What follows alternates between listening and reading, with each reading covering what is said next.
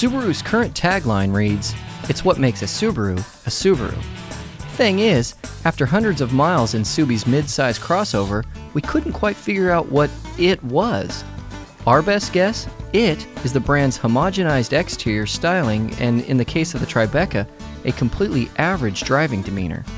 Yes, the new Tribeca has more power than the model it replaces, yet the boost translates into nothing more than adequate.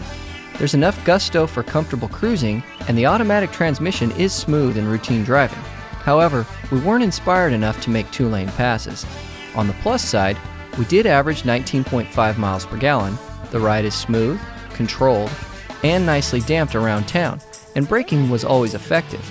Shoppers who are interested in crossover vehicles in the $40,000 price range expect a ride on the quiet side, and for the most part, the Tribeca delivers. Engine noise is kept to a minimum, and wind and road noise is well muted. The word muted can also be used to describe the Tribeca's new design.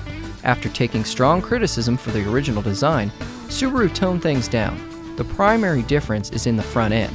The bug eyes and buck teeth of the previous model have been replaced by a rather traditional-looking headlight and grille configuration.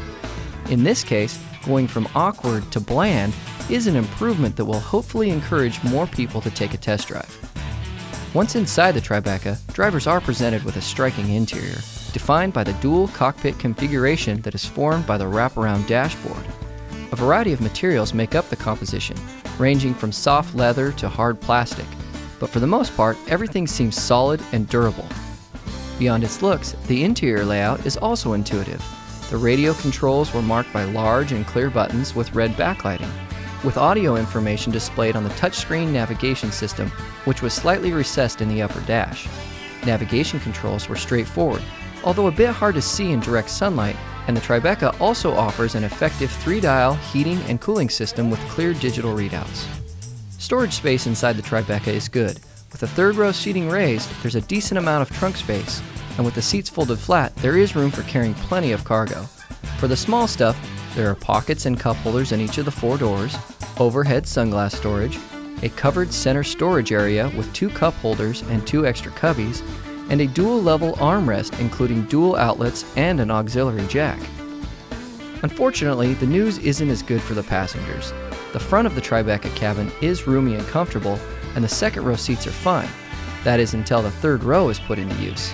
Almost needless to say, the third row is cramped, but in order to make adequate footroom for those unlucky souls, the second row seats must slide forward, which significantly reduces second row legroom. It's an uncomfortable compromise to say the least. Apart from this, the newly styled Tribeca is a satisfying experience.